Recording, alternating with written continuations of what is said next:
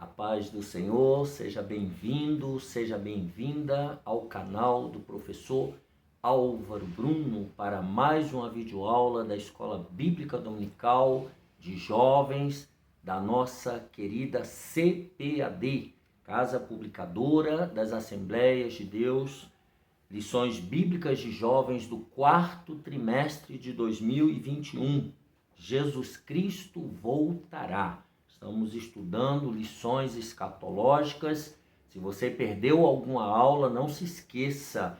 Vai aqui embaixo na inscrição, vai dar uma olhada na playlist e assista as aulas que perdeu para você acompanhar bastante informado sobre essas aulas. Hoje a lição é número 8, do dia 21 de novembro de 2021. Antes que você se esqueça, já pegue o seu dedinho santo, já deixa aqui embaixo o seu gostei, se inscreva no canal. Se você ainda não é inscrito, ative aí também as notificações, o sininho para você receber todos os vídeos novos que forem publicados e incentive outras pessoas a se inscreverem no canal. Isso é muito importante para você, para mim e para todas as pessoas, para elas terem acesso ao conhecimento também da Palavra de Deus. Vamos então, lição número 8, 21 de novembro de 2021, a singularidade de Israel nos últimos dias.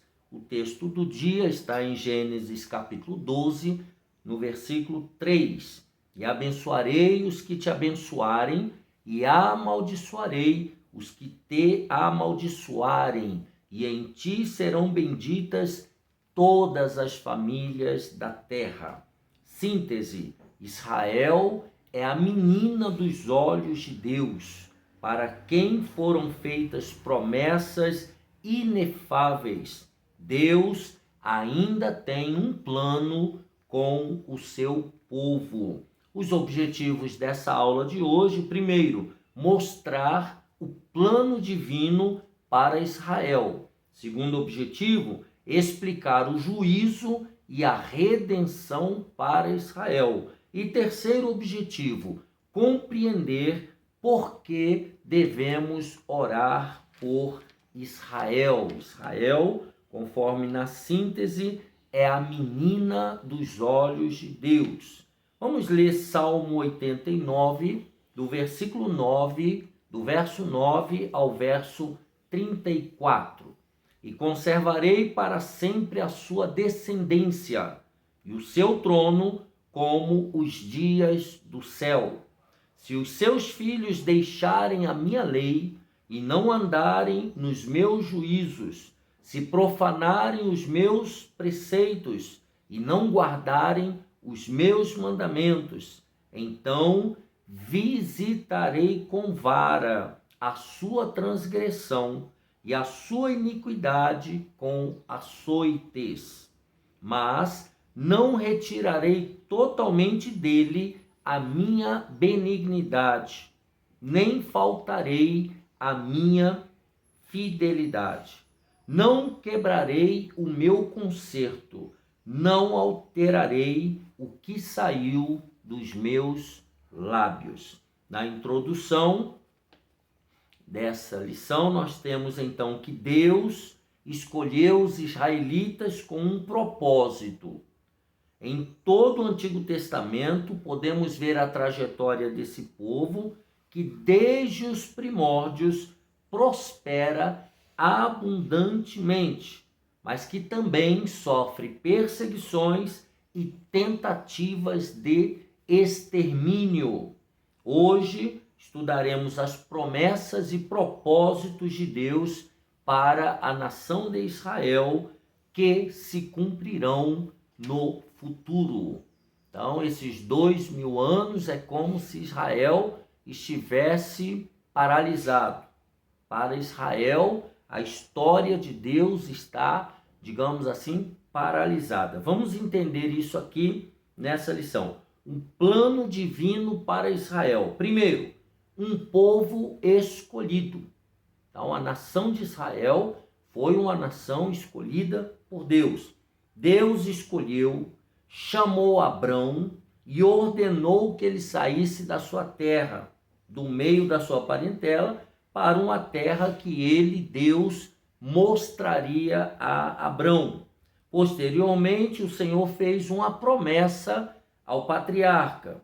Gênesis 12, 2. E far-te-ei uma grande nação, e abençoar-te-ei, e engrandecerei o teu nome, e tu serás uma bênção. Está citando Gênesis 12 e 2. Algum tempo depois, a descendência de Abrão cresceu e formou o povo hebreu. Então, nós temos aqui um povo escolhido. Tá? Deus chamou Abraão de Harã, né? Para poder fazer dele uma nação, começar uma nação a partir de um homem, a partir de uma família. Então, ao longo da história bíblica, podemos observar que Deus manteve-se fiel à sua aliança com Israel. Além disso, o fato dos judeus permanecerem presentes no cenário geopolítico ainda hoje demonstra a toda prova, né, contra todas as falsas evidências, que se trata de um povo distinto, ou seja, um povo realmente especial. É importante lembrar que os babilônios, os assírios, filisteus, edomitas, amalequitas, dentre tantos outros povos que quiseram destruir Israel, foram objetos do juízo e hoje já não existem mais. Ou seja, a bênção do Senhor permanece sobre os israelitas. Então, são povos que foram inimigos ferrenhos da nação de Israel e hoje já se acabaram, não existem mais, e a nação de Israel continua de pé. Então, um povo escolhido. Segundo, um povo com propósito. Após chamar Abrão e prometer fazer dele uma grande nação, Deus estabeleceu um propósito. Aí ele cita o texto que nós lemos lá no texto do dia, de novo, e abençoarei os que te abençoarem, e amaldiçoarei os que te amaldiçoarem, e em ti serão benditas todas as famílias da terra. Então, através da nação que nasceria de Abrão, todos os povos seriam abençoados por Deus. Israel, portanto, foi escolhido para ser canal de bênção para todas as nações. Por intermédio de Israel, todos os povos da terra iriam conhecer o Todo-Poderoso. Então, já a nação de Israel era para evangelizar todos os demais povos, apresentar o Deus de Abraão, Isaque e Jacó para todas as nações da terra. Pena que Israel não quis cumprir esse propósito. Então, um povo tinha um propósito de Deus. Terceiro subtópico, um povo com um futuro. Olha que interessante. O futuro glorioso de Israel é uma certeza profética. E por que é uma certeza profética? Porque já vem se cumprindo até aqui. Então, o futuro é certo que será um futuro glorioso. Podemos observar esta esperança nas Escrituras ao considerarmos as promessas feitas aos patriarcas, ao rei Davi e aos profetas.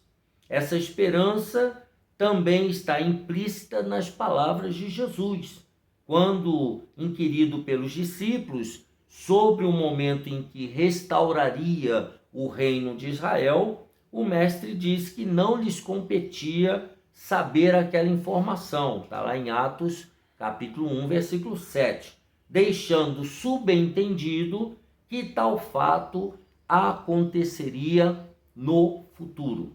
Então, o povo de Israel teria sim, terá, ainda cremos assim, um futuro glorioso. Também vemos esse tema nos escritos de Paulo. O apóstolo Paulo também nas suas cartas falou sobre isso.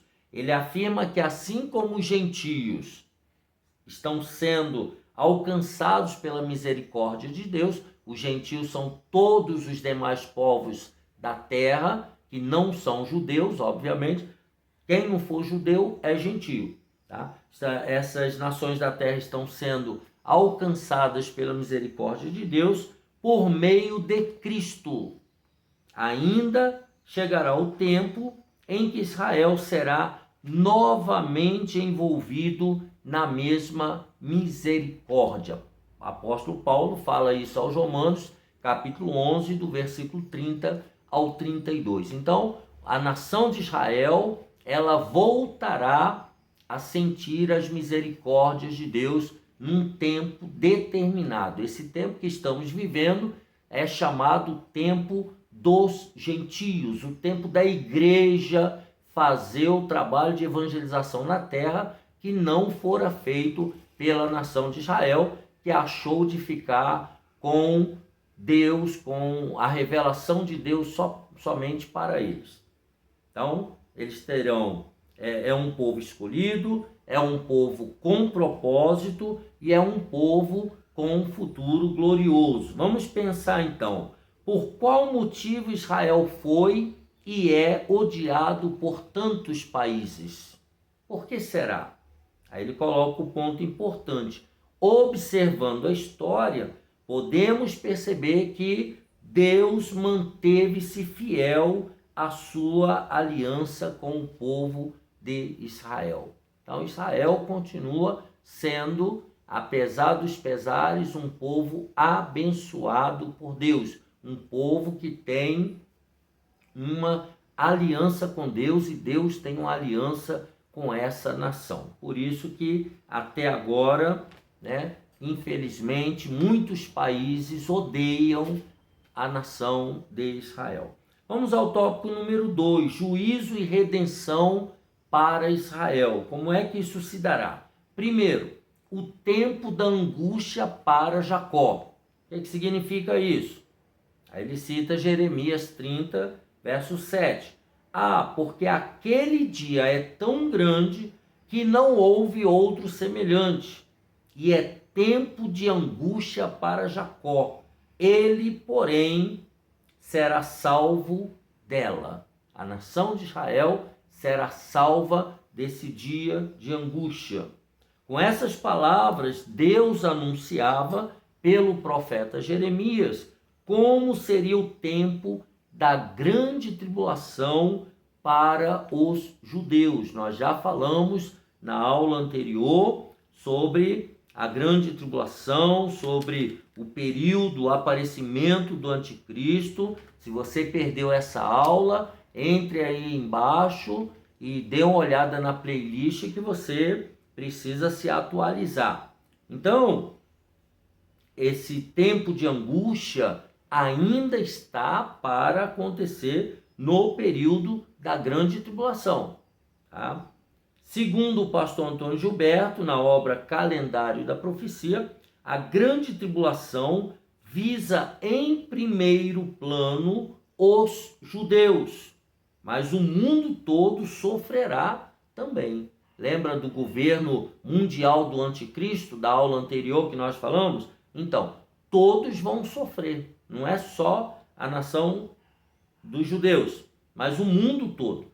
Deus entrará em juízo com o seu antigo povo para expurgá-lo, para purificá-lo e levá-lo ao arrependimento e conversão. Ou seja, o período da grande tribulação para Israel será um período de purificação e de demonstração da misericórdia infinita de Deus. É isso aqui, tá? Ninguém deve estranhar esse sofrimento nacional necessário para os judeus, tantas vezes já vivido ao longo da história, sempre como reação de Deus às decisões equivocadas dos filhos de Israel.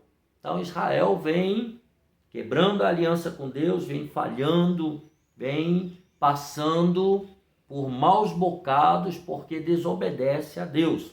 Então essa tribulação derradeira, ou seja, essa última tribulação que Israel vai passar, será a mais dramática e angustiante de todas, como já anunciou o profeta Malaquias, ou seja, vai ser algo inigualável, nada que se compare ao período do Holocausto nazista, nada que se compare ao cativeiro babilônico, ao cativeiro assírio. Não, vai ser algo assim absurdamente gigante, monumental, e que vai levar quase à destruição da nação de Israel.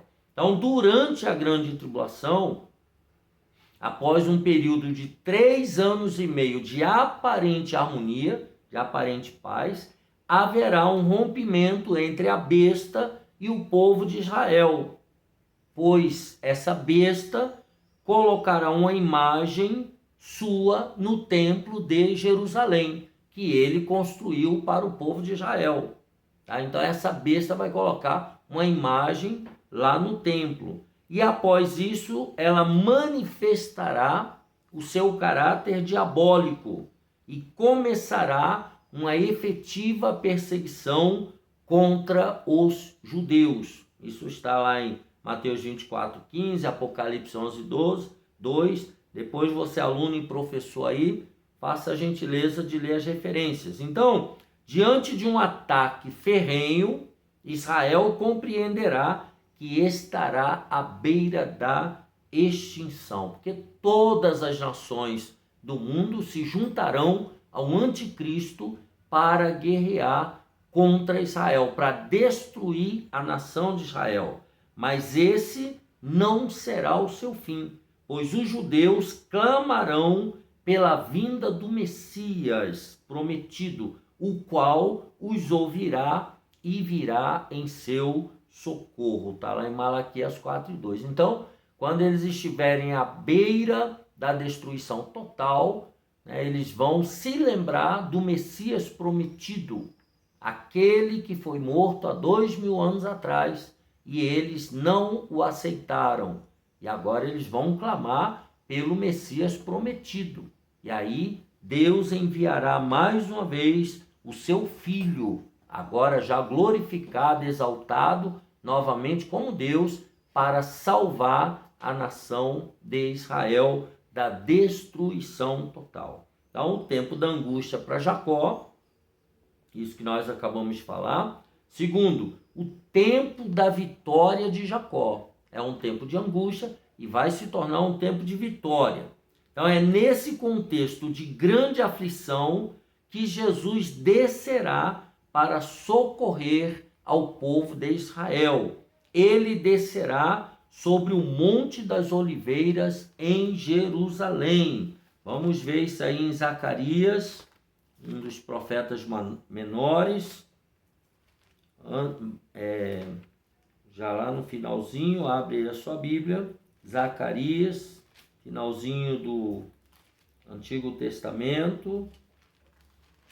Zacarias, capítulo 14, e o versículo 4, diz assim: e naquele dia estarão seus pés sobre o Monte das Oliveiras, que está defronte de Jerusalém para o oriente, e o Monte das Oliveiras será fendido pelo meio, para o oriente e para o ocidente, e haverá um vale muito grande, e metade do monte se apartará para o norte e a outra metade dele para o sul. Aqui é a chegada do Messias para livramento da nação de Israel. Contudo, haverá então, nós estávamos no versículo 4, né? Ele descerá sobre o Monte das Oliveiras em Jerusalém. As Escrituras afirmam que todas as nações vão se unir para pelejarem contra Jerusalém. A cidade será tomada e as casas serão saqueadas e destruídas. Zacarias 14:2 diz: porque eu ajuntarei todas as nações, veja que é Deus, né? Usando o anticristo, eu ajuntarei todas as nações para a peleja contra Jerusalém, e a cidade será tomada, as casas serão saqueadas, as mulheres serão forçadas, a metade da cidade sairá para o cativeiro, mas o resto do povo não será expulso da terra, da cidade. Então veja a tragédia que eles estarão vivendo. Então, contudo, haverá um tempo de glória e restauração para Jerusalém. Isaías profetizou dizendo que a cidade de Davi será um centro de adoração para as nações. Isaías 2:2, uma profecia que ainda está longe de acontecer. No milênio, aqui nós já estamos tratando logo após a grande tribulação, no milênio, ela será a sede do governo do Messias sobre todas as nações, o qual trará paz sobre todo o mundo. Então, nós já vimos que o anticristo, ele prometerá falsamente uma paz para o mundo inteiro no período da grande tribulação. Mas essa paz só acontecerá de verdade durante o milênio, quando Jesus de Nazaré, após a grande tribulação, Jesus vai reinar em Jerusalém sobre todas as nações. Todos os povos terão que ir a Jerusalém, terão que pagar tributos, a terra será modificada, a geopolítica, a geografia da terra voltará à sua originalidade. Então, essas distâncias que hoje há entre todas as nações não mais haverá, tá? As distâncias serão extremamente encurtadas, tá? Os mares já não separarão a terra e assim sucessivamente. Haverá uma reorganização da terra.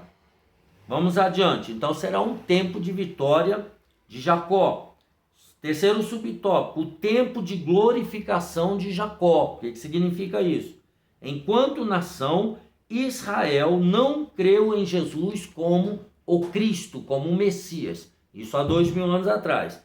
Entretanto, nesses últimos dias, que nós acabamos de ler em Zacarias, haverá um remanescente judaico que reconhecerá a Jesus como seu Messias Redentor prometido.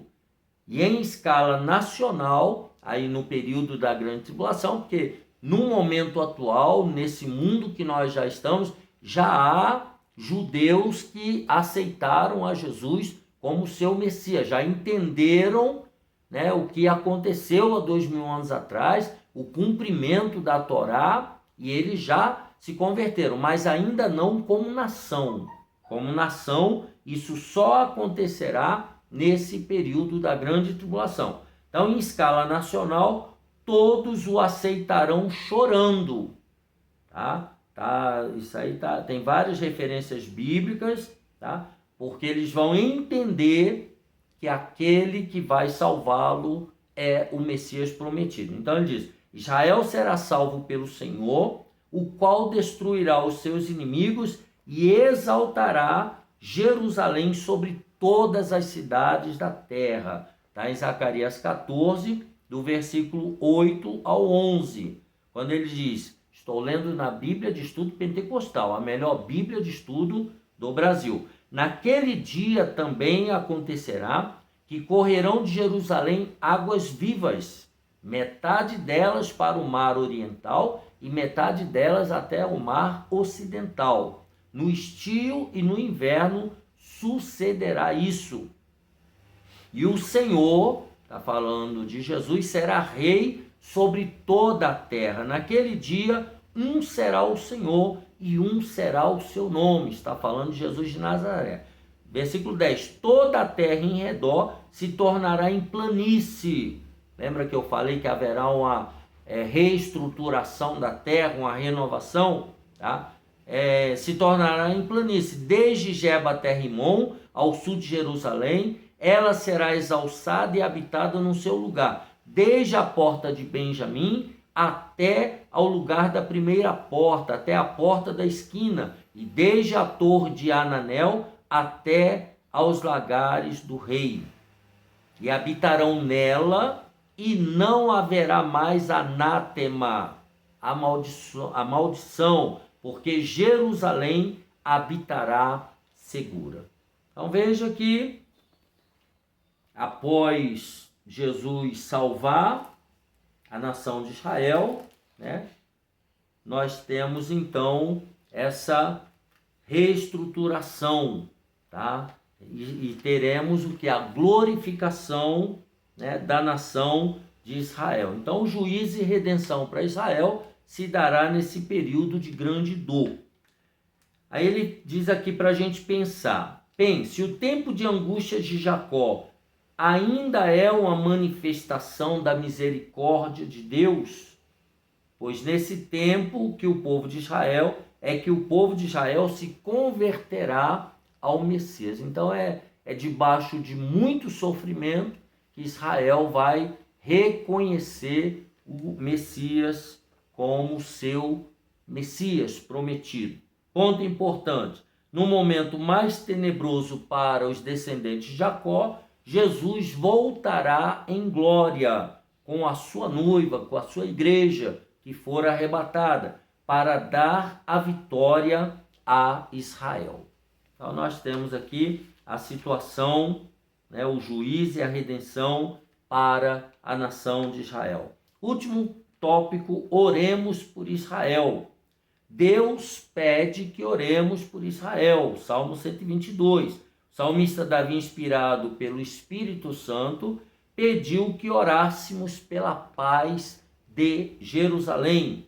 Em Jerusalém, o Senhor Jesus, ao ver a cidade, chorou e disse: ah, se tu conhecesses também, ao menos neste teu dia, o que a tua paz pertence. Lucas 19, 42. Então, Jesus chorou porque a nação, o povo, não o aceitou, não o reconheceu como o Messias prometido.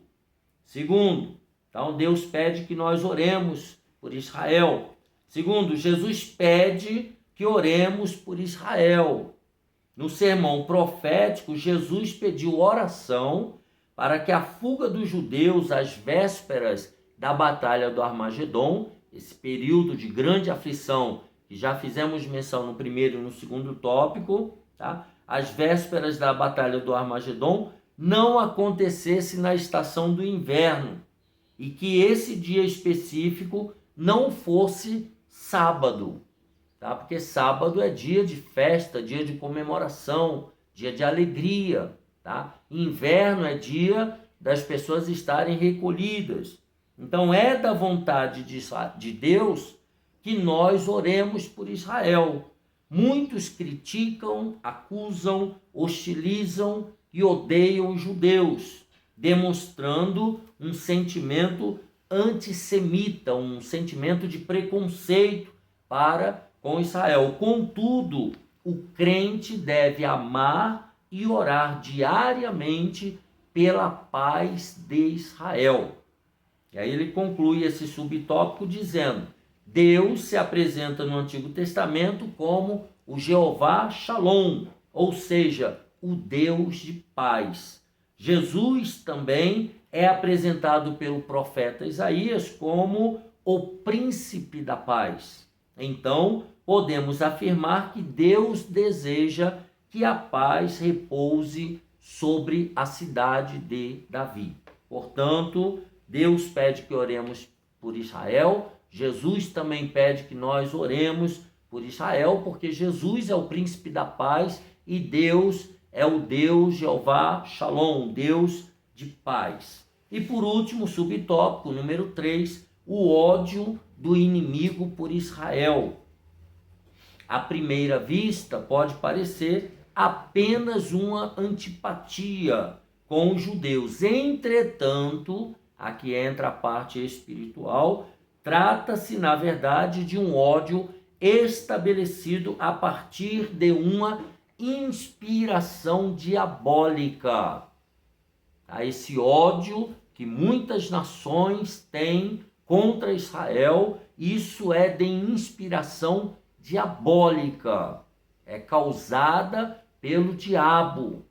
Assim, desde que Adão e Eva receberam a promessa de que o filho deles, que nasceria, destruiria a cabeça da serpente, e que a serpente morderia o calcanhar desse filho. Desde essa época, a nação de Israel sofre com o ódio de outras nações inspiradas pelo diabo. Então, terminando, o Senhor deseja que o povo de Israel seja alvo das nossas orações e amor, pois temos uma grande dívida com Ele, que é e sempre será canal de bênçãos para os povos do mundo, conforme nós já lemos Gênesis 12:3, a chamada de Abrão, que depois se torna Abraão, e que Deus disse que aqueles que abençoasse Abraão, abençoasse os israelitas, seriam abençoados, e aqueles que amaldiçoassem seriam amaldiçoados. Portanto, é de lá que nasceu o nosso Messias, o nosso Salvador e Senhor Jesus Cristo. Então, a nossa dívida com a nação de Israel está dentro da revelação de Deus à humanidade. Então, todos nós somos, conforme diz o apóstolo Paulo, devedores a Israel. Por isso, nós devemos amar e orar pela nação de Israel. Vamos pensar quais as razões para se afirmar que Israel é um canal de bênçãos para o mundo? É uma pergunta. Ponto importante: a Bíblia foi escrita quase em sua totalidade por judeus. Esse é um ponto. A salvação vem dos judeus, João 4:22. Jesus com aquele diálogo com a mulher samaritana. Jesus e os apóstolos, 12 apóstolos, eram judeus. Isso é o suficiente para você entender nossa dívida com eles, com a nação de Israel?